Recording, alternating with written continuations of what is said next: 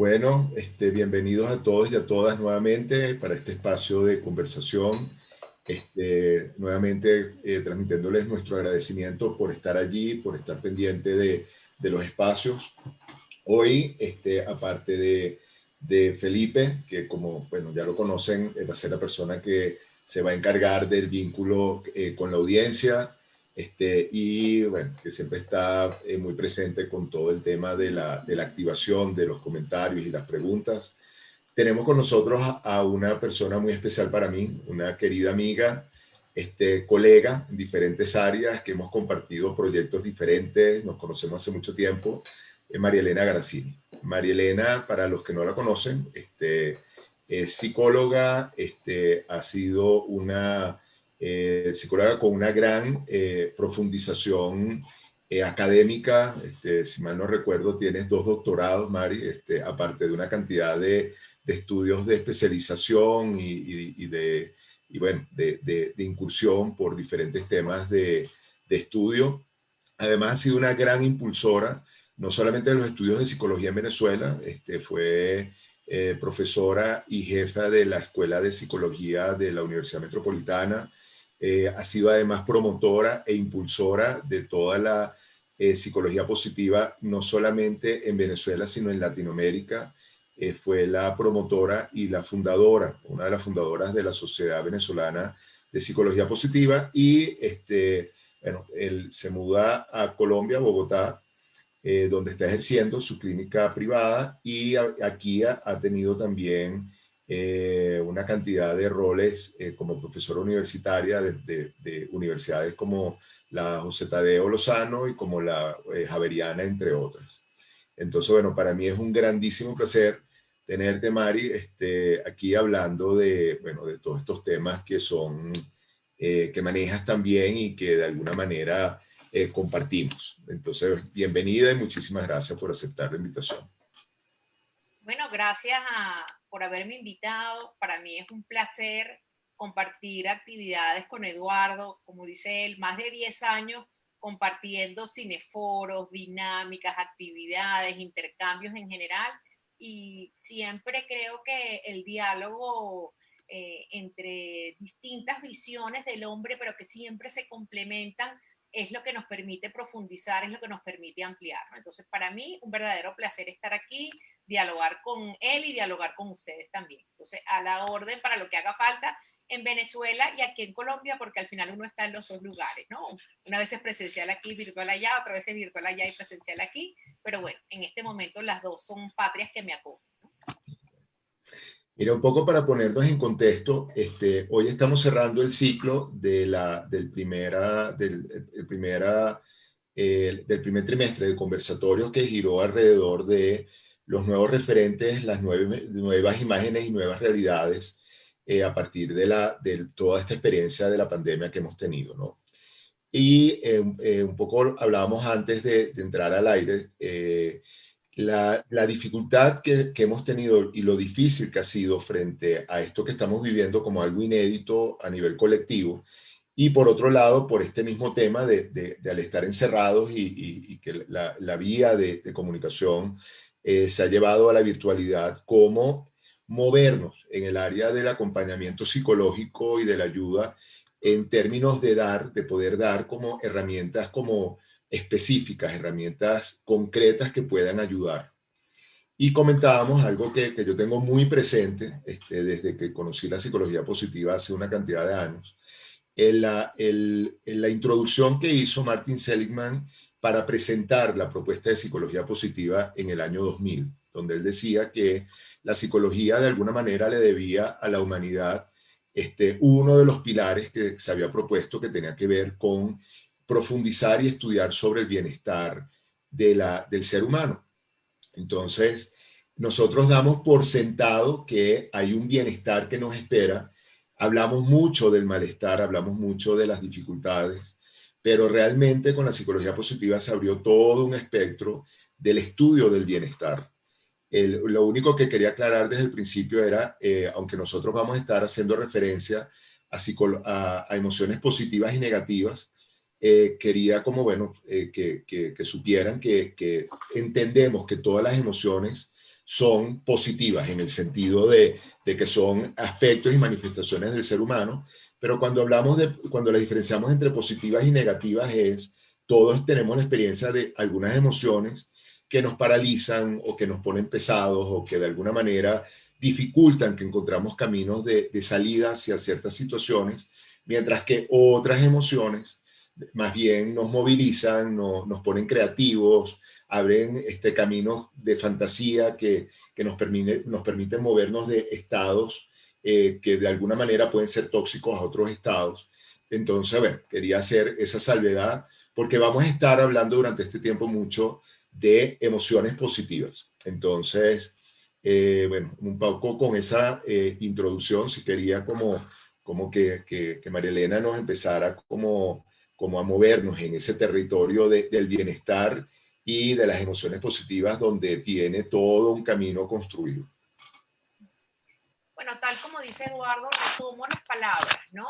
Porque un psicólogo, incluso un psicólogo clínico, especialista en depresión, ¿no? Justamente trabajando con el transitar de las personas por situaciones muy duras y muy difíciles y buscando que salgan de esas situaciones porque en un momento dado, pues decide trabajar y postular que hagamos estudio e investigación en psicología positiva. E incluso mucha gente digo, es que hay una psicología negativa. No, era una manera de agrupar lo que le faltaba a los estudios del comportamiento humano. El comportamiento humano es uno que el camino del medio es el camino de la normalidad, la pauta de desarrollo, lo que se espera. Después tenemos el problema de lo distinto, lo diferente, lo desviado, lo que consideramos un trastorno, pero del otro lado de la curva está la potencialidad, los aspectos positivos, lo que podemos llegar a desarrollar, y sabíamos mucho de la normalidad, sabíamos mucho de la patología, manuales de patología, tratamientos, terapia, desarrollo normal, pautas, pero sabíamos muy poco de cómo potenciar, cómo desarrollar al máximo el potencial humano. Y definitivamente, no importa que fuéramos psicólogos de la normalidad o del desarrollo o psicólogos que trabajábamos con la clínica y la patología, necesitábamos saber, porque la idea es, a Martín Selves llamamos alar al hombre hasta donde pueda llegar. Además es bien interesante, a mí me gusta mucho una versión del que dice, yo quiero que cada ser humano se convierta en su mejor versión y no en la mejor versión, porque ahí empiezan a ver los problemas sociales de los estereotipos, del deber ser, de las expectativas, y entonces resulta que uno que tiene más habilidades en un área que en otra, se siente alado por los padres o por la sociedad a responder a las expectativas de otro, ¿no? Entonces, todo lo que vamos a ver de promoción del bienestar desde la psicología positiva, hay un gran planteamiento de busca tu mejor versión, selecciona las fortalezas que más te caracteriza, busca en tu entorno cuáles son las emociones positivas que tú tienes más frecuente, busca cómo promocionarlas, o sea, es un intento de que cada ser humano se convierta en su mejor versión, y eso nos hace bien a todos, porque si pensamos que con el complemento del otro voy a llegar a ser mi mejor versión, porque si yo no tengo muchas características positivas en algo, para eso tengo a mi amigo Eduardo, lo llamo por teléfono y le digo, Eduardo, ayúdame en esto, que a mí me cuesta un poco y tú lo haces muy bien, y así trabajamos en equipo, así hago con mis hijos, con mi compañero de trabajo, con mi esposo, pero ¿cuál es mi tarea? Tener un alto nivel de autoconocimiento de mis potencialidades para utilizarlas para ser mejor persona y para ofrecérselas a los demás.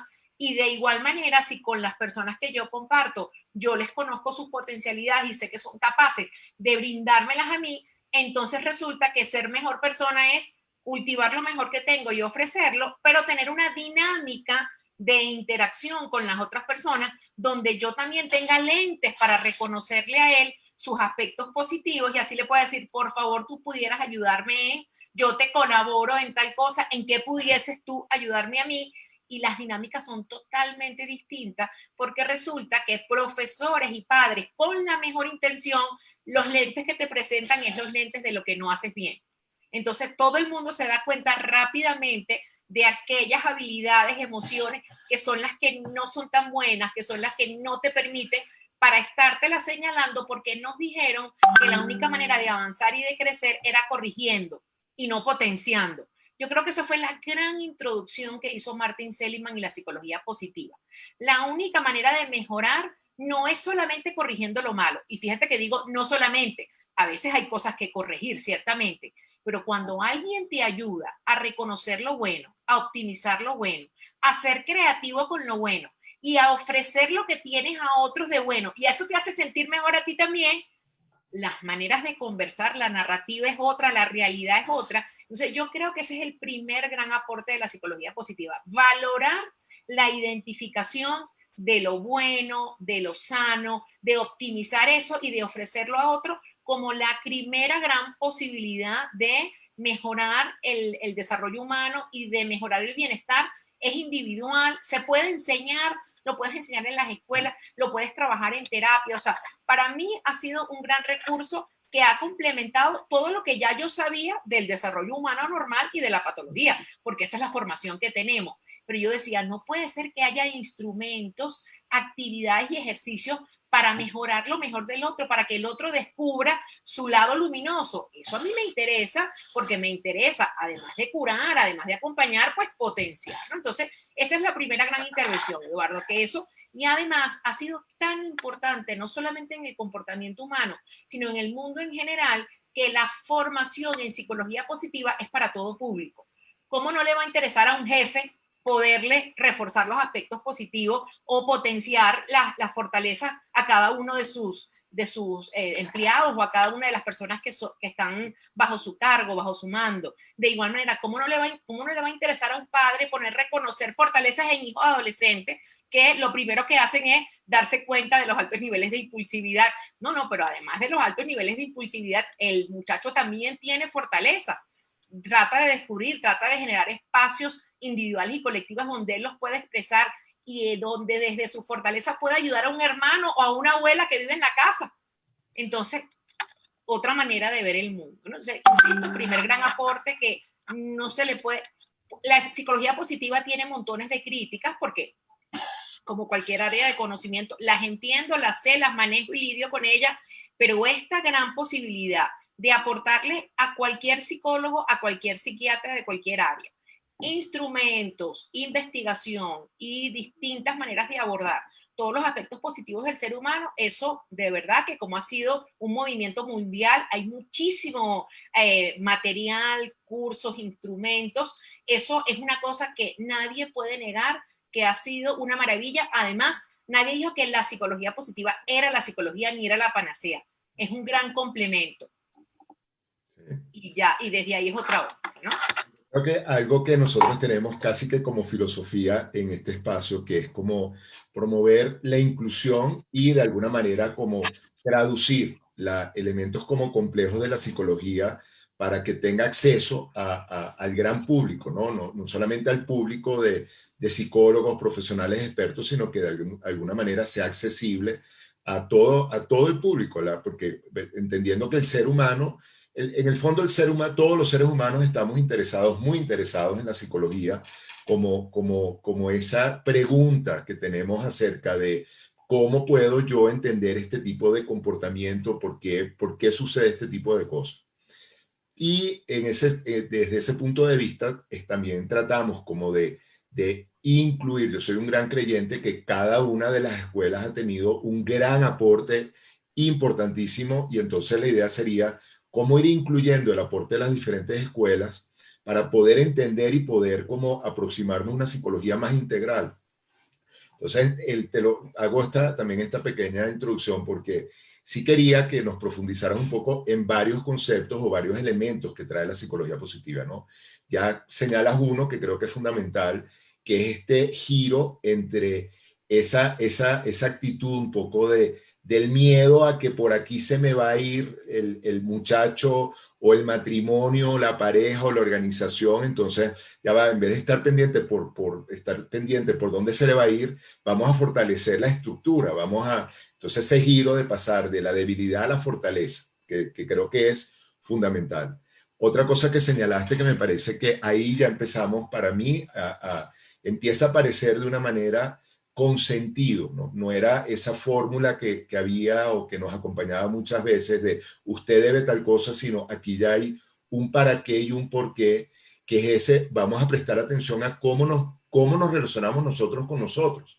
O sea, nosotros venimos de escuelas y de dinámicas donde muchas veces el aprendizaje es desde la corrección. Mira, entonces hay que señalar lo que no funciona. Mientras que la psicología positiva nos empieza a decir, bueno, ¿qué tal si en vez de señalar, o además, lo que dices tú, además de señalar lo que no funciona, qué tal si empiezas a tratar de una manera más amable, empiezas a reconocer dónde sí funciona, dónde, qué sí tienes, dónde sí brillas, dónde sí, que ahí creo que es un elemento importantísimo para poder reconocer.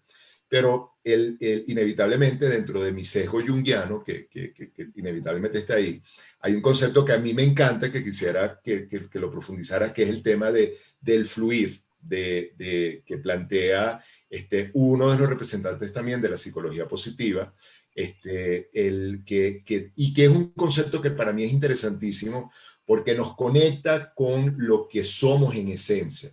Cuando nosotros estamos conectados con nuestra esencia arquetipal, con nuestra verdadera naturaleza, hay ciertas actividades, hay ciertas relaciones y ciertos vínculos que nos ponen inmediatamente en la actitud o en la frecuencia de fluir, del flow.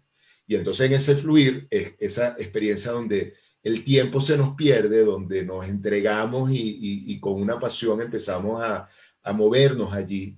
Y como, entre otras cosas que iremos como dando vuelta, como revisando, como moviéndonos alrededor de eso, la psicología positiva nos los trae a la conciencia.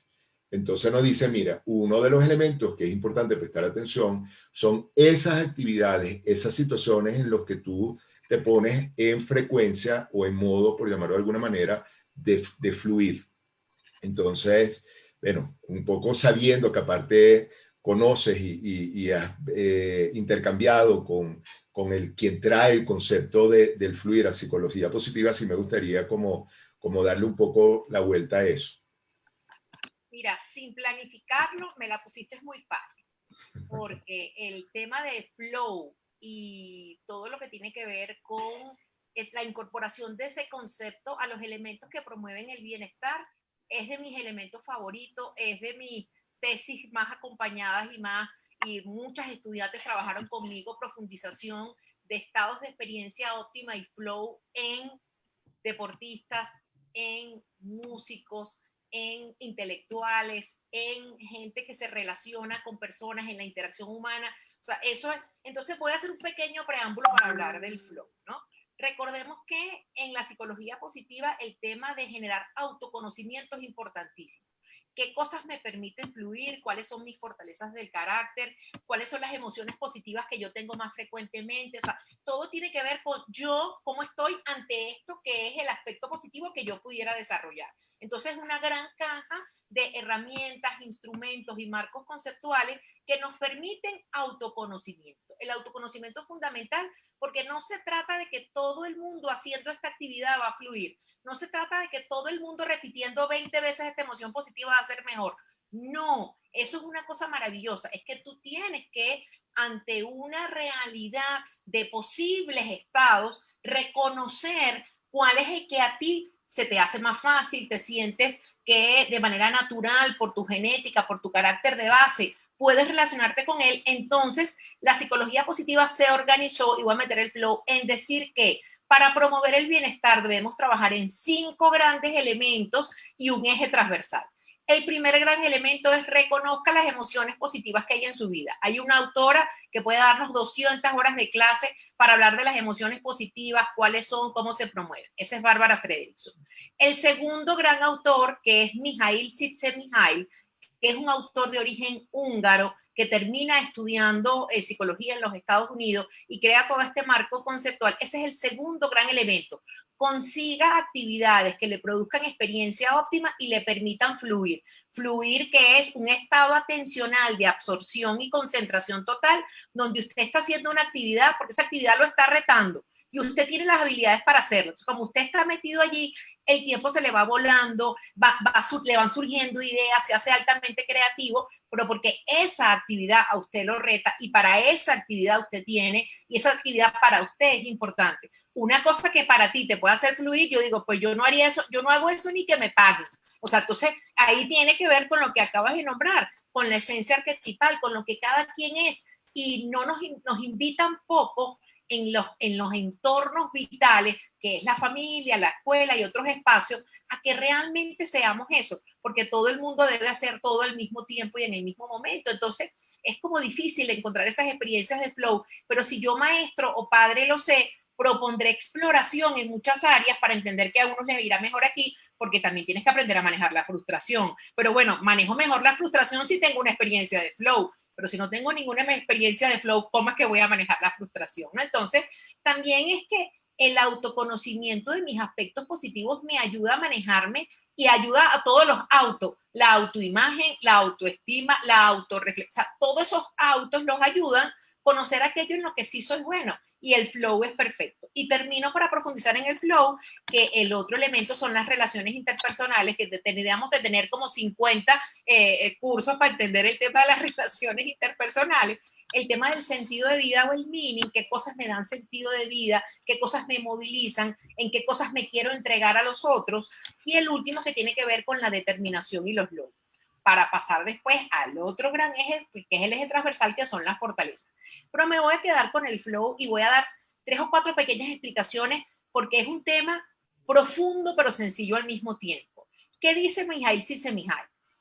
La capacidad de fluir o de entrar en estado de flow tiene que ver con nuestra capacidad como seres humanos de atender a algo que, porque hay un estímulo externo o interno, llama, ¿ok?, mi atención. ¿Y cómo me quedo allí? Me quedo allí porque estoy motivado, porque me interesa, porque puedo responder a las demandas que eso me está exigiendo. Entonces, me quedo en esa actividad porque es significativa para mí, pero insisto que él hace mucho énfasis en cómo hago para que alguien descubra si una actividad es una actividad de flow o no. Bueno, ponlo en la actividad, vele aumentando el nivel de complejidad y ve si la persona va respondiendo y se va quedando allí y está como, ves a un futbolista cuando está en flow, ves a alguien haciendo una actividad manual, ves cuando está en flow, ves a alguien leyéndose un libro que está metido detrás del personaje y ni oye cuando lo llaman, entonces esa persona está en flow leyendo. Y doy el ejemplo de una actividad muy física, doy el ejemplo de una actividad muy manual y de coordinación, y doy el ejemplo de una actividad muy intelectual, porque uno puede entrar en flow con actividades de todo tipo, pero es estar absorto en una actividad porque tu atención está focalizada en esa actividad, pero lo que sucede y lo que tú haces hace que permanezcas allí, ¿no? Entonces, poder identificar en la vida actividades donde tenemos flow es de las cosas más interesantes, porque después me queda el reto, cómo las cuido, cómo hago para meterlas en mi vida, que no se me conviertan en obsesiones, cómo hago para que no me saboteen los otros y que yo las pueda disfrutar, cómo hago para negociar los otros roles, porque también es, me quedo allí, pues entonces como allí me siento también, allí me quedo. No, porque eso justamente, una de las cosas más interesantes es que puedas controlar la presencia que esa actividad tiene en tu vida, es la que hace que cuando estés, porque sabes que tienes que salir, entonces cuando estás en ella, estás absorto, la estás disfrutando al máximo y después eres capaz de decir, oye, qué bien me quedó esa clase, mira qué bonito me quedó este material, mira qué bien jugué en el partido, porque estaba como pendiente de todo lo que pasaba. Entonces, insisto, es individual, es la capacidad atencional, y voy a decir una cosa interesante, que es que él estudió que la atención, como es un continuo, ¿no? El continuo máximo de atención es la experiencia óptima y es estar focalizado y estar en flow. Pero en el extremo está la entropía psicológica, cuando yo no me puedo concentrar en nada, cuando yo estoy absolutamente desatento. ¿Pero por qué? Porque hay un estímulo externo o interno que no me deja estar en la actividad. Yo les comento a mis alumnos, si yo estoy hablando y empieza un taladro afuera, taca, taca, taca, es imposible que yo esté ahí porque el ruido externo hace que yo no me pueda focalizar. Así tenga la motivación, la habilidad, todo, sucede. igual yo puedo estar hablando y puedo estar muy motivada y me empieza un dolor en un dedo hasta que el dolor hace que me lata y yo les digo, mira, Eduardo, voy a tener que parar porque, o sea, esto no me puedo focalizar porque es que esto me está... Entonces, por aquello de poner un ejemplo de que puede ser externo o interno, y hay muchas personas que cuando yo hablo de esto, digo también cuando hay preocupaciones, porque yo tengo un evento, tengo un hijo enfermo, tengo algo que me está generando pues un miedo o una ansiedad genuina, yo no puedo estar en estado de flow. Entonces la gente dice, oye, yo tengo un año que estoy en entropía psicológica porque cuando no es esta preocupación, entonces yo no he podido tener estados de flow, pero es porque yo no he logrado lidiar con esos otros eventos, no he logrado, yo le digo a la gente, pero ¿cuándo lo vas a poder solucionar? Agéndalo, busca una solución, date el permiso de tener un momento para ocuparte de eso, pero otros para darte esta experiencia óptima. Entonces, conocer sobre experiencia óptima y entropía psicológica es muy útil porque la mayor parte del tiempo estamos en el medio, entramos y salimos de las actividades, durante algunos momentos estamos en flow, experiencia óptima, pero no me puedo quedar allí tampoco, cuidado, pero también en algunos momentos estamos en entropía, cuidado con quedarse durante mucho tiempo en las entropías y cuidado con enamorarse mucho también del flow y la experiencia óptima, porque empezamos a generar obsesiones por esas actividades, empezamos a, bueno, y ni hablar de que ya pueda tener otro tipo de efectos. Entonces es una maravilla reconocer y tener experiencias óptimas, mientras en más actividades sea pues mejor, pero después poderlas integrar a mi vida de manera armónica es todo el reto con el cual incluso acompañamos a mucha gente para que de manera armónica pueda cuidar e integrar esas experiencias óptimas. A mí me encanta oír lo que estás diciendo porque lo que me viene a la cabeza es cómo nosotros hablamos muchas veces de la riqueza que tiene el mundo oriental versus el mundo occidental, porque el mundo occidental, bueno, es más consciente, es más racional, hemos pasado por una cantidad de etapas, mientras que el mundo oriental tiene siglos, de alguna manera, desarrollando un cierto conocimiento más del mundo interior, del mundo espiritual y tal. Pero creo que oyéndote, definitivamente nosotros podemos darnos cuenta que en los últimos años nosotros podemos ir construyendo lo que puede ser todo un catálogo de elementos conscientes que terminan siendo referentes para nosotros tener una posibilidad de vernos a nosotros mismos, de ver hacia afuera y de alguna manera tomar decisiones. Algo que yo creo y que por eso últimamente o en los últimos años las personas se han acercado tanto a espacios donde se habla de psicología, porque cuando empiezan a oírlo empiezan a darse cuenta que es algo de sentido común, pero que de alguna manera, no se ha logrado como reunirlos y de alguna manera presentarlos como una herramienta o como un instrumento o como un referente de conciencia. Oyéndote,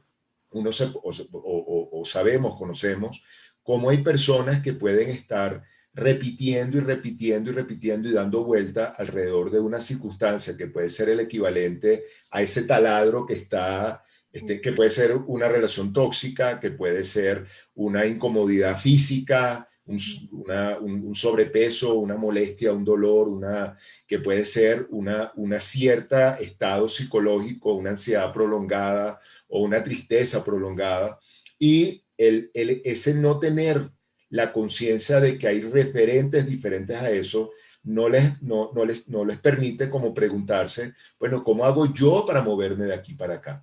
Y yo creo que tener esa conciencia, que uno puede decir, bueno, pero es que es de sentido común, bueno, es que la psicología es de sentido común, o sea, hay un tema de sentido común que de alguna manera se ha investigado, se ha reforzado, y creo que ese elemento ha sido muy importante, ¿no? Hay algo que está vinculado con esto que estamos hablando de los estudios de bienestar, que para mí ha sido interesantísimo, que es la aproximación que ha tenido todo el grupo del Dalai Lama, de los lamas, en el aportar esos referentes de extremos de bienestar, de estados emocionales, de estados de conciencia, donde ellos se prestaron abierta y generosamente a decir, bueno, estúdienme cómo es que yo llego a este nivel de serenidad, estúdienme cómo es que yo llego a este nivel de conexión con lo que podemos llamar la conexión con la divinidad o con un estado de alegría, un estado de... y cómo empezaron a estudiar, bueno, gracias a que también todo esto empieza a desarrollarse en un momento en que tenemos una posibilidad de aproximarnos al cerebro y al funcionamiento del cerebro de una manera no invasiva, entonces empiezan como a mostrarse y decir, bueno, vamos a ver cómo esto activa determinadas situaciones en el cerebro y al tenerlo como referentes y saber que eso existe, nos permite de alguna manera como buscarlo, nos permite aproximarnos a eso como una posibilidad. Entonces creo que en ese sentido, esto que tú comentas es importantísimo porque nuevamente cosas de sentido común la pasamos por encima y cuando de repente nos dicen, bueno, pero ¿por qué te estás tratando así? ¿Por qué en lugar de estarte dando toda esta cantidad de reforzamientos negativos o de mensajes negativos o de aceptar mensajes negativos de tu entorno, por qué no puedes poner un alto y decir, bueno, mira, acepto esto que me estás diciendo como un elemento de feedback, de retroalimentación, pero ¿por qué también no me hablas de lo positivo que tengo yo? ¿Por qué me vas a hablar de lo mal que cocino? ¿Por qué no me hablas de lo buen anfitrión que puedo ser? ¿O del buen vino que pude escoger? ¿O de la buena actividad? ¿O del juego? ¿O de lo que...?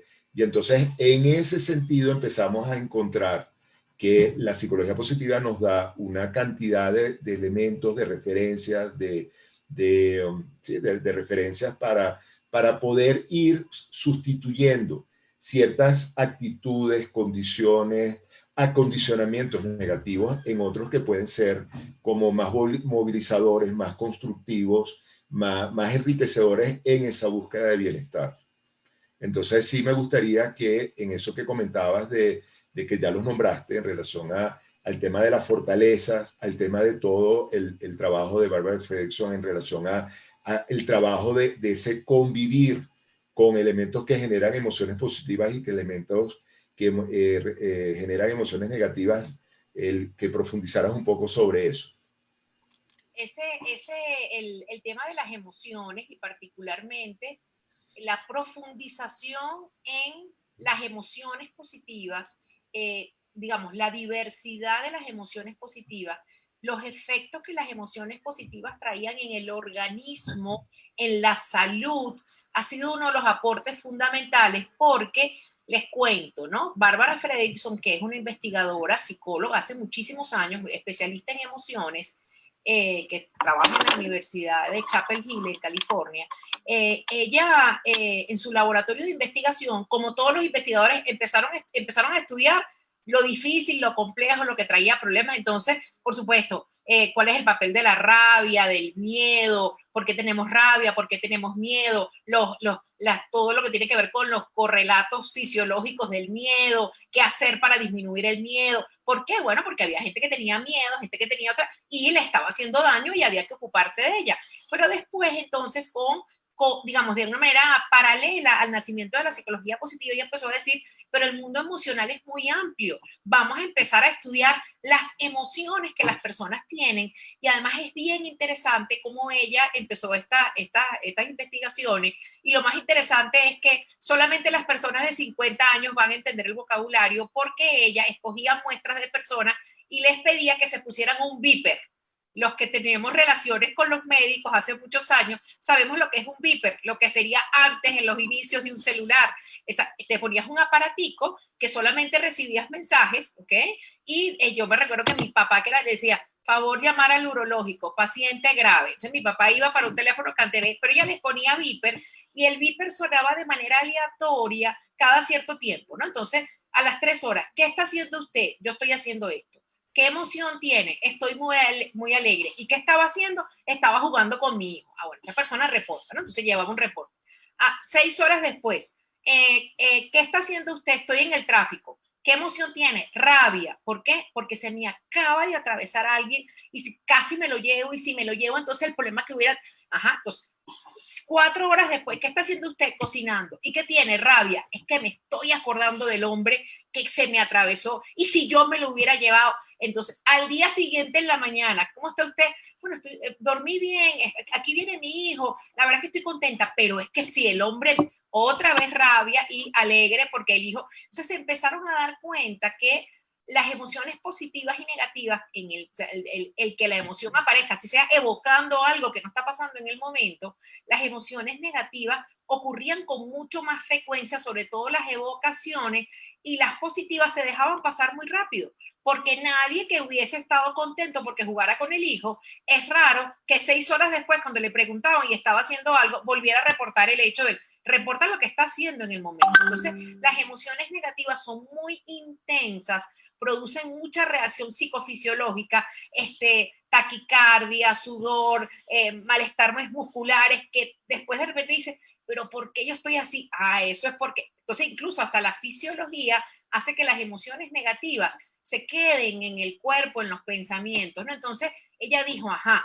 las emociones negativas son intensas porque implican que tengas una reacción rápida ante un evento que lo consideras un peligro, por eso son tan intensas, ¿ok?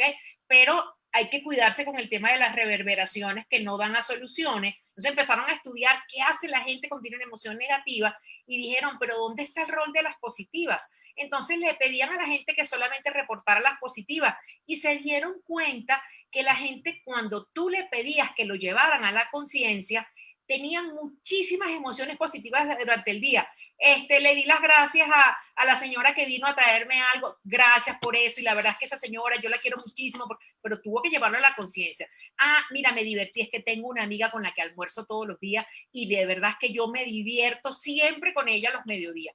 Después, oye, yo llego a mi casa y estoy calmada porque a mí me encanta, entonces tengo la calma y la serenidad, y cuando se dieron cuenta eran muchos, pero si no la llevas a la conciencia, son muy volátiles.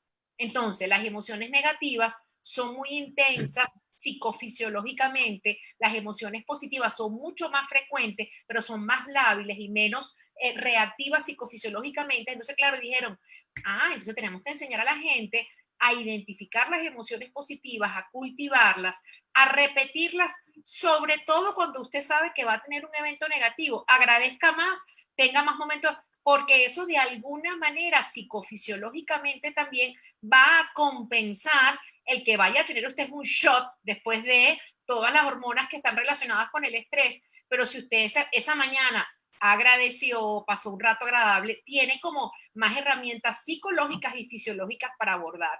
Entonces ella hizo estudios maravillosos y ha montado muchos cursos reconociendo que la presencia de las negativas y positivas son importantes. Cuidado con que usted no vaya a tener miedo, cuidado con que usted no vaya a tener asco, cuidado con que usted no vaya a tener rabia, cuidado. O sea, claro que tiene que tenerlas porque tiene que reaccionar ante situaciones con los cuales usted siente que no tiene los recursos para abordar o que desbordan su capacidad para buscar ayuda o para prepararse, pero cuidado con que me deje pasar una positiva también. No deje de... Entonces empezó el vocabulario, ¿por qué tengo que hacer tan consciente las positivas? Porque son importantes, porque son capaces de compensar, porque son capaces de generarme. Empezaron a hacer estudios donde empezaron a evaluar personas que iban a ser operadas, ¿no? Mira qué interesante, y se dieron cuenta que aquellas que reportaban que se reían más, que teníamos momentos de serenidad, pues resulta que cicatrizaban más rápido, pues resulta que se recuperaban. Tú decías, pero ¿por qué? Si son personas con más o menos de la misma edad, con las mismas características. Bueno, y era porque la segregación de hormonas, defender el sistema inmunológico, se enfermaban menos. Entonces se empezaron a dar cuenta que las emociones positivas no solamente me servían de compensación, sino que además me fortalecen. O sea, yo no tengo que tener nada malo para tener emociones positivas, lo hago para estar mejor, ¿no? Casi que tener una emoción positiva pues podía equivaler a hacer ejercicios, ¿no? Entonces se empezaron a dar cuenta de que yo puedo generar conciencia y además voy a volver a insistir, no es que todo el mundo tiene que hacer las mismas tareas, sino que tú tienes que aprender, y por eso es que hay que estudiar. Son 10 emociones positivas, cómo se define cada una, qué podemos hacer para promoverla. Haga diarios. Yo tengo gente que hace un diario y dice, no puedo creer lo que me salió en el diario, porque yo las iba escribiendo y cuando vi el diario de toda la semana y el fin de semana, me estoy dando cuenta que hay unas emociones que tengo más en la mañana, hay unas emociones que tengo más cuando estoy acompañada, otra cuando estoy sola, otra cuando soy... Entonces tengo que hacer más de esto, jugar. Entonces yo puedo de alguna manera gestionar mis emociones positivas sin necesidad de tener que tener un patrón, un estereotipo de que debe ser de esta manera. No, no. cómo funciona para ti, ¿no? A mí este tema de que la gente se descubra en la posibilidad de entender quién soy, a qué estímulos externos e internos yo reacciono mejor, yo puedo hacer que mi vida tenga más emociones positivas, claro, claro que puedes hacerlo porque descubres qué cosas son para ti, digamos, estimulantes, que a lo mejor no es para otro. Y yo siempre digo, hay que alejarse un poco del deber ser, ¿no? Yo debo ser una mamá perfecta, yo debo ser la esposa, yo debo, no, no, no. Usted vea cuál es su mejor versión de madre, cuál es, porque usted tiene buen humor, utilícelo, porque usted es y transmite mucha calma y serenidad, pues aproveche también eso. Entonces, este es un mundo fascinante de aprendizaje, autodescubrimiento, ver el poder que tiene, llevar a la conciencia las cosas que nos suceden e incluso ir en contra de la fisiología. Se me va rápido una emoción positiva, pues yo voy a hacer que perdure. Entonces inventaron el savoring. Quédese allí, quédese saboreando. Eso bueno que le pasó, llame a alguien y cuénteselo. Resulta que eso vuelve a traer las mismas reacciones. No, mira, la cantidad de cosas que han hecho, Eduardo, es interesantísima con este tema y todo con registros, trabajo. Bárbara Federico trabajó 3 años haciendo registros, trabajó con un matemático chileno de apellido Lozada y llegó a sacar incluso lo que llaman el ratio Lozada-Fredrickson, que es que una emoción negativa, ¿ok? Tiene que ser compensada con 3 negativas. Y voy a decir algo gracioso. Los esposos Goodman, viendo los trabajos de Bárbara Freire, que trabajaban con parejas, dijeron, en la pareja no es suficiente 3. Si usted tiene una emoción negativa con tu pareja, tiene que compensar con 5 positivas. Así que amanezca agradeciéndole al marido, viendo todos los momentos de serenidad que pueden tener, divirtiéndose juntos, porque cuando haya un malestar, tienes que haber tenido muchas emociones positivas que sirvan un poco de balance, ¿no? Y de ahí en adelante se han hecho muchas investigaciones, pero te digo, con gente muy reconocida en sus áreas, que no trabajaban con la psicología positiva como investigación de base, pero que las investigaciones de Bárbara Freison nos sirvieron para reproducir aquello y encontrar incluso nuevos patrones, nuevas cosas que hacer. Esto es un mundo de cosas maravillosas que tanto los investigadores pueden seguir como el público en general, que le puedas ayudar a conseguir esos elementos que les promueven el bienestar. Sí. Fíjate, yo no quería pasar, desafortunadamente, bueno, desafortunadamente no, ya tenemos el tiempo para empezar a interactuar con las personas que nos siguen, con sus comentarios, con sus preguntas, pero no quería darles la palabra a nuestra audiencia sin tocar un punto que yo creo que es muy interesante y aparte que se puede, que es una invitación a seguir explorando esto, que es el tema de las fortalezas. Y lo comento porque también tiene que ver con esa toma de conciencia que son cuáles son mis fortalezas y a lo mejor como ejercicio, como invitación, es que pueden consultar, o sea, hay una, yo digo que a los seres humanos nos encantan los test, precisamente porque nos encanta explorar el tema de la psicología y entonces es como buscar en la página de la Universidad de Pensilvania, el Penn University, que es PENN, ellos tienen una parte que tiene que ver con los test, donde está el test VIA de fortalezas humanas. Y es un test que más o menos dura como unos 20 minutos autoaplicárselo y tiene la ventaja que puede reconocer, él puede identificar las fortalezas entre las que que uno sepa cuáles son las primeras 5 fortalezas que uno tiene a la mano. Ya de entrada esa conciencia da todo un camino de exploración, porque como comentaba María Elena en relación a las emociones positivas, las emociones negativas, también el poder reconocer cuáles son mis fortalezas de alguna manera me permite como explorar cuáles son las dinámicas, cuáles son las situaciones, cuáles son las parálisis, los obstáculos en los que yo puedo hacer uso de esas fortalezas que tengo a la mano para poder como seguir adelante, ¿no? A lo mejor, bueno, ojalá entre las preguntas podamos un poco como amplificar un poco la aproximación a las fortalezas y esa utilización de las fortalezas como elemento de autotrabajo, por darle un nombre. Le doy la vuelta y lo hago. Perfecto.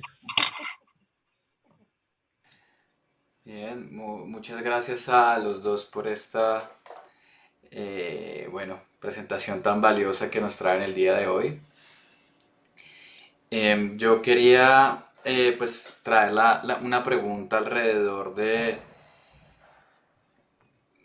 bueno, antes que nada me gustaría como destacar este tema de cómo siento que la humanidad está avanzando hacia ciertos lugares muy valiosos, porque estamos pasando de modelos deficitarios a modelos más positivos que se concentran en eso. Por ejemplo, los modelos de envejecimiento activo, ahorita para personas de tercera edad, en donde siempre se veía como una etapa de déficit y no, ha habido grandes estudios, por ejemplo, el de ramificación dendrítica hasta los 70 años, hay unas cosas como súper valiosas cuando dirigimos la atención hacia otros lugares, entonces me parece súper valioso esto que han traído de más aplicado a lo emocional, que es una dimensión muy importante.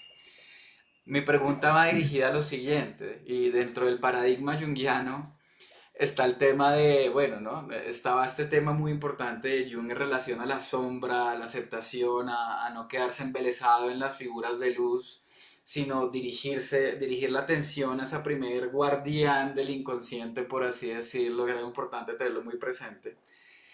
Y adicionalmente, el tema de cómo también los idealismos a veces pueden un poco, Jung definía que tocaba cuidarse mucho de las adicciones, inclusive la del idealismo, ¿no? Entonces, quería preguntarte si o preguntarles si desde este paradigma ustedes sienten que esto puede chocar con estos planteamientos, si uno puede dejarse cautivar por un gran ideal y contaminarse siempre del ideal o se puede negar también la sombra por estar en este proceso, entonces me gustaría oírlos en relación a este tema. Ok. No sé, Mari, si quieres comenzar tú Yo te iba a decir que comenzaras tú porque como arrancaron directamente con lo junguiano, haz una Ok, pequeña introducción, ya yo tengo algunas cosas que decir, pero empieza tú. ok. Fíjate, yo creo que a lo mejor no desde la perspectiva junguiana, sino de la comprensión que yo puedo tener de esta como movimiento integrador que existe en los diferentes ámbitos de la psicología, ¿no? Desde ese punto de vista, la psicología positiva no sería un paradigma, sino sería en la recopilación de una cantidad de resultados, productos de investigación que podemos utilizar de manera consciente. De esa manera, yo creo que si lo vemos de esa manera, es un aporte importantísimo a cualquier escuela psicológica, inclusive la junguiana, porque fíjate, nosotros podemos, o en lo junguiano, muchas veces nosotros nos movemos nos movemos en un sentido de profundizar. Si yo comienzo en una cosa muy plana, donde yo simplemente soy lo que yo he expresado hasta este momento, y me quedo allí, mi mundo y mi vida afectiva, emocional, queda muy empobrecida, porque algo así como, bueno, yo no tengo cómo moverme más allá de eso. En la medida que yo voy como moviéndome y conociendo que hay aspectos que yo tengo reprimidos o que no conozco de mí, reconociendo que yo tengo creencias inculcadas que son los complejos, reconociendo que yo tengo esencias de mi naturaleza que no he terminado de aproximarme, en la medida que yo ese camino lo voy haciendo, pero por otro lado, a nivel consciente, puedo ir identificando, puedo ir monitoreando que tengo fortalezas, puedo ir identificando, puedo ir monitoreando, que tengo emociones que de alguna manera se mueven de una u otra forma. Puedo ir identificando y monitoreando que tengo ciertos elementos donde yo fluyo de manera natural. En ese sentido de lo consciente, hay una potencialización, hay un reforzamiento de todo, puede existir un reforzamiento de todo el otro trabajo en relación al mundo de la sombra, al mundo de los complejos, al mundo de los arquetipos. Voy a poner un ejemplo. En el caso de los complejos como tal, el complejo por definición es un tema que cuando se activa genera una emoción desagradable, una emoción que por lo general entra en conflicto, que por lo general me pone en malestar. Y hemos hablado muchas veces cómo la aproximación a los complejos parte de empezar a identificar que tengo ese tema presente, un complejo en relación a mi valoración, un complejo en relación a mi vínculo con lo femenino o mi vínculo con lo masculino o al vínculo con el cuerpo. Si yo en esa conciencia de que ese tema cuando se activa va a generar una cantidad de emociones que me van a paralizar o que van a tratar de retroalimentar el tema, en lugar de quedarme allí, yo sé que hay mecanismos, que hay formas donde yo puedo de alguna manera hacer un distanciamiento entre eso que estoy viviendo y generar otro tipo de emociones. En ese sentido, el mundo de los complejos puede flexibilizarse. Y así pongo el mundo de los complejos porque quizás es de las experiencias donde cada uno de nosotros tiene activaciones automáticas que nos conectan con cosas muy desagradables todos los días, o la mayor, o muchas veces, con mucha frecuencia, no vamos a decir todos los días, pero con mucha frecuencia, y donde yo diría que el mucho de los temas de la psicología positiva, de estas investigaciones, de alguna manera, a lo mejor no dándole ese nombre de complejos o utilizando conceptos junguianos, pero tocan eso, como comentaba en el tema de el flow, que para temas de lo junguiano está muy vinculado con esa dimensión arquetipal. Entonces, creo, como te digo, cierro por donde comencé, que yo creo que algo que es importante es no ver la psicología positiva como un paradigma en sí, sino es una propuesta de ver aspectos que están dentro de la naturaleza humana, pero que no niegan otros aspectos también de esa naturaleza humana. Entonces, bueno, ahí te dejo la introducción. No, yo muy cortico para cerrar.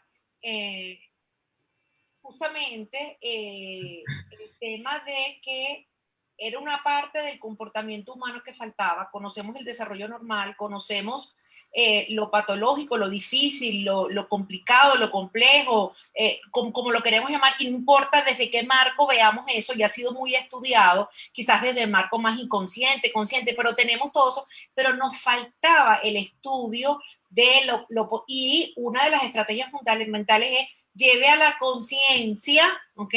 Lo que está vivenciando en aspectos que le generen bienestar, ¿ok? Entonces, eso sirve de complemento para cualquier paradigma y no quita que yo no voy a seguir estudiando la causa del malestar, el evitar eso, el manejar eso con cualquier técnica o con cualquier marco conceptual que yo utilice, porque esto es un complemento para seguir halando a la persona. A mí me gusta mucho esa manera de decir, la sigo halando para que pueda ir un poco más al manejo de la normalidad y después pueda incluso trascender ya a la potencialidad, a generar nuevos proyectos, a hacer nuevas cosas, a descubrirse en cosas que no se imaginaba porque nunca nadie lo había acompañado a llevar a la conciencia ciertos elementos, ¿no? Entonces, desde ese punto de vista, e inclusive un elemento que no metí, el uso de las fortalezas del carácter y el uso y el manejo de procesos de resiliencia, que desde la psicología positiva es usted con las fortalezas de carácter más desarrollado puede asumir un hecho traumático y difícil sacando fortalezas del carácter que usted puede o desarrollar o encontrar o pedir a otras personas, claro, se trabaja desde un lenguaje muy sencillo. Yo también voy contigo, o sea, si usted ha sido perseverante siempre, bueno, ¿cómo utiliza la fortaleza de la perseverancia para trabajar específicamente este problema que está ahora, que usted no le ve solución por ninguna parte? ¿Cómo utilizó la perseverancia en otras situaciones? O sea, desde las fortalezas del carácter, que son aquellos aspectos de la personalidad que usted con más facilidad actúa, usa, son parte de su caja de herramientas cotidianas, cómo puede, entonces la gente haciendo conciencia, mira, en aquel momento utilicé, no se me había ocurrido, y todo eso es ayudar a la gente a llevar a la conciencia, ¿no? Entonces yo creo que allí, y metemos el tema de las fortalezas del carácter, que son como una carta de presentación, fíjate, el lenguaje cotidiano. ¿Qué soy yo principalmente? Perseverante, agradecida, con amor al conocimiento, y me presento así y ofrezco lo que tengo. Y además, entonces, mira, con otras fortalezas no tanto. Ahí pudiese colaborar, pero no tanto, ¿no? Entonces, pero ¿quién en el grupo lo puede hacer? Entonces, claro, hay un manejo diferente de una presentación de la persona que ya tiene conciencia de sus fortalezas para el trabajo cotidiano y para la resiliencia cuando se ha presentado la adversidad, ¿no? Entonces, un poco, como te digo, estoy hablando en lenguaje de la psicología positiva, pero es un poco cómo eso logra complementar a otros enfoques y al comportamiento humano en general, faltaban esos estudios y usted los integra como su marco conceptual le permita, se sienta usted más cómodo hacerlo, ¿no? Maravilloso, y me queda muy, muy claro el nivel epistémico que se le tiene que dar a la psicología positiva. Invitamos a la audiencia a que hagan sus preguntas en los comentarios para responderlas ya en este último tramo del live. Hay otra pregunta que es interesante. La hace el Samaria Ra, hablaba un poco de la alusión de cómo si las emociones pueden ser adictivas, ¿no? Creo que hay un documental que es What the Bleep Do We Know, que habla un poco como de rutas incluso medio talámicas o límbicas, de cómo uno puede generar circuitos adictivos, pero me gustaría ver desde otras lecturas ustedes cómo interpretan esa adicción a las emociones. Mira, eso es interesante, si las emociones pueden ser adictivas o no, o si llevar a la conciencia alguna fortaleza o el sobreuso de una fortaleza, eso se habla mucho en psicología positiva, puede llegar a ser negativo, ¿no? Y los estudios dicen que sí, porque inclusive el tener una fortaleza del carácter viene con la posibilidad de llevarla a la conciencia y utilizarla de manera moderada, ¿no? Porque dice la capacidad de amar y ser amado, eso es maravilloso. Ahora, si tú amas tanto que te desdibujas y ya no eres tú, porque ya la atención a tus propias necesidades se ve desdibujada porque tú tienes que estar amando todo el tiempo al otro y sacrificándote por el otro, entonces amar y ser amado ya no es bueno, porque es un sobreuso.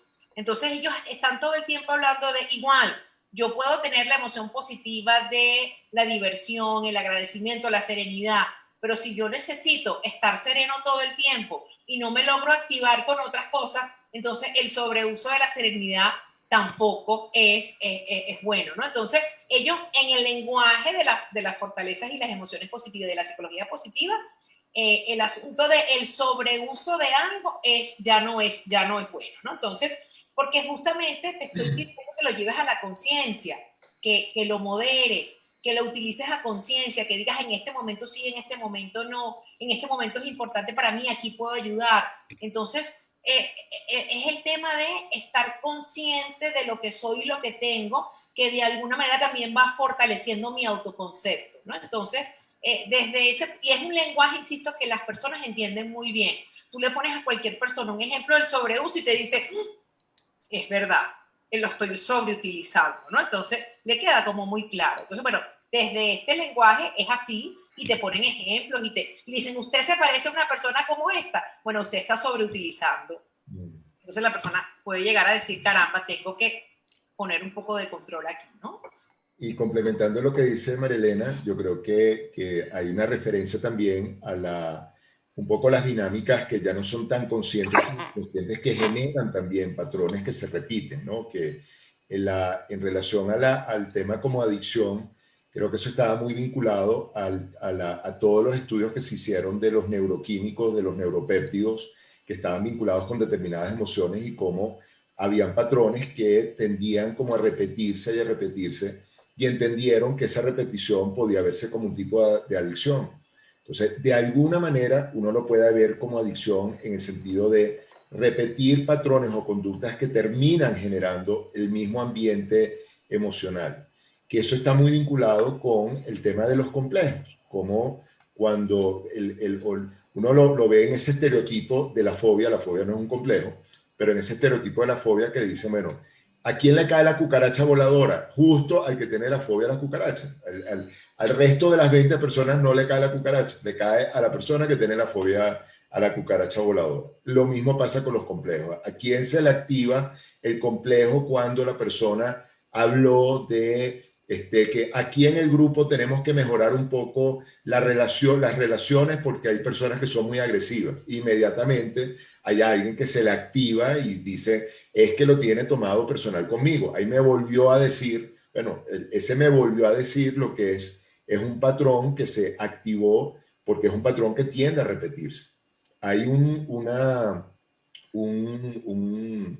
aproximación que yo, y comento mucho, que desafortunadamente ha ido como perdiendo visibilidad en el entorno de la psicología, que es el planteamiento del análisis transaccional. Para los analistas transaccionales, ellos decían que el ser humano necesita ser reconocido, no importa si es a partir de aspectos de bienestar y utilizando esto que estamos hablando, de un ambiente positivo o ser reconocido a partir de un ambiente negativo. Por eso es que vemos que muchos niños que no son reconocidos, que de alguna manera no tienen un contacto amoroso, o los padres no tienen un contacto amoroso con los niños, empiezan a desarrollar conductas que pueden ser muy disruptivas y terminan generando un reclamo o un regaño o un castigo. Y lo que decía el análisis transaccional es que el ser humano está tan sediento, lo llamaba incluso, le ponía el término de hambre de caricias, está tan sediento de ser reconocido positiva o negativamente, que él mismo hace unos contratos consigo mismo para que ese ambiente donde encuentra el reconocimiento se siga generando.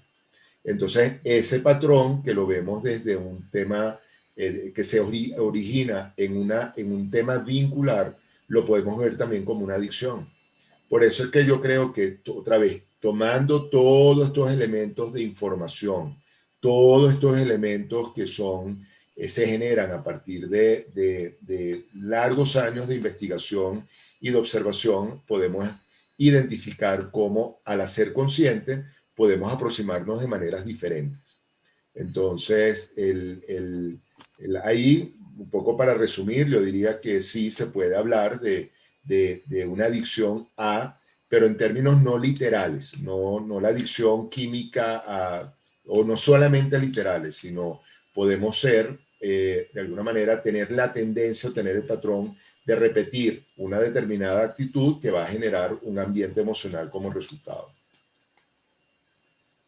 Ok, muy bien. Angélica Ojeda pregunta,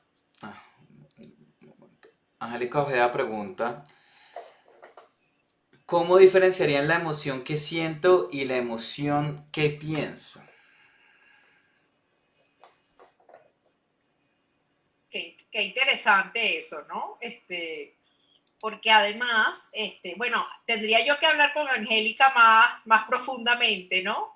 Pero, ¿por qué para ella, ¿okay? Hay una emoción que piensa y una emoción que siente? Y al final, ¿cuál es la emoción que actúa, no? Porque si vamos a hablar de pensamiento, vamos a hablar de sentimiento, ¿qué actúas? O sea, piensas algo, sientes algo y sales corriendo, piensas algo y sientes algo y abrazas a alguien, ¿no? Entonces, al final la emoción tiene esa triple referencia, ¿no? Lo que pienso y a veces es lo que actúas nada más porque es tan rápido que lo que sientes y lo que piensas pues pasó muy rápido y lo que hiciste fue salir corriendo, ¿no? Y después dijo que dijiste que eso me dio un miedo terrible, ¿no?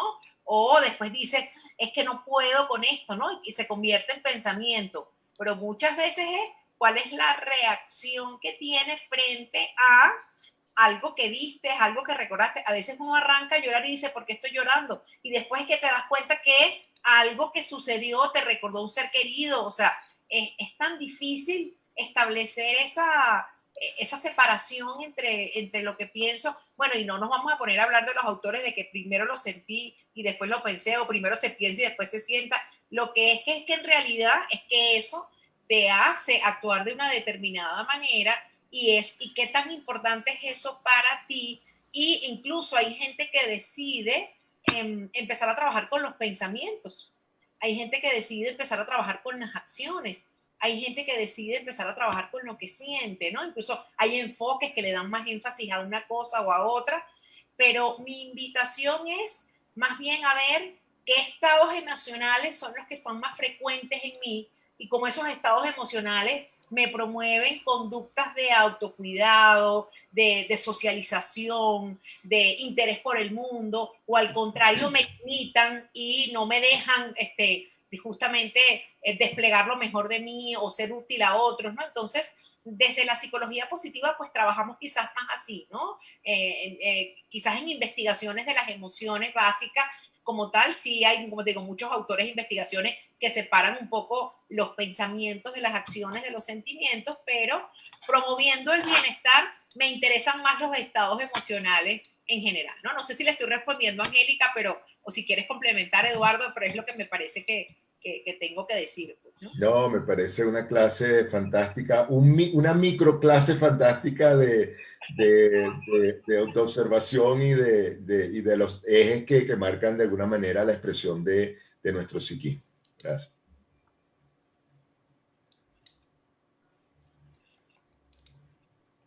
Bueno, hemos llegado entonces al final de las preguntas. Todo el mundo agradece muchísimo sus respuestas. Entonces, pues, de nuevo, María Elena, Eduardo, mil gracias por este conversatorio, esta dinámica tan nutritiva.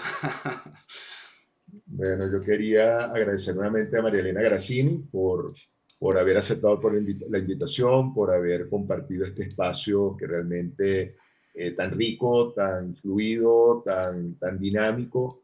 Y bueno, muchas gracias María Elena, de verdad, por habernos acompañado. Bueno, un placer haber estado aquí, un placer haber conversado, un placer hacer que la gente sienta que puede aprender a manejar nuestra realidad y nuestro comportamiento se puede aprender.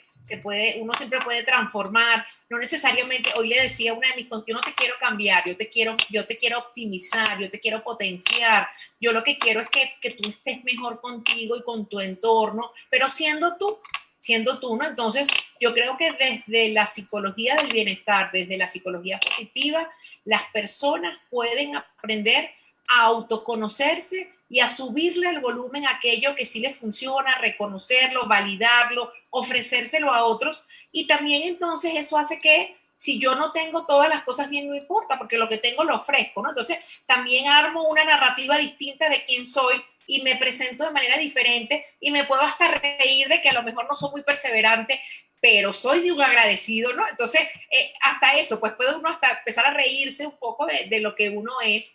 Y yo creo que estas cosas es la invitación a aprender. La psicología es para todo público. Qué bueno que están haciendo estas versiones de llevar a lo cotidiano aquello que a lo mejor pues alguien de una manera más sistemática ha estudiado. Porque como tú dices, Eduardo, es mucho el intuitivo también, pero cuando alguien le pone nombre y estructura, pues suena mucho mejor, ¿no? Bueno, yo que también tengo la gratitud dentro de mis fortalezas, quería agradecerle a nuestra audiencia y comentarles como siempre que este espacio, la razón de ser de este espacio son ustedes, o sea, los que nos motivan a buscar temas, los que nos motivan a buscar invitados como Marielena, los que nos motivan a mantener este puente, definitivamente son ustedes. Quería recordarles que con este conversatorio cerramos este ciclo, este primer ciclo de este año, y bueno, que se mantengan atentos a las próximas actividades que vamos a tener, que ya tendremos la oportunidad de hacérselos llegar en su momento adecuado. Entonces, bueno, a todos, muchísimas gracias por estar acá. Nuevamente a María Elena por haber aceptado la invitación, a Felipe por habernos acompañado y como siempre por los aportes y por ser el puente fundamental entre la audiencia y nosotros. Y bueno, seguimos en contacto. Un gran abrazo y hasta luego. Bueno, feliz noche, que descansen. Gracias, Mari. Hasta luego.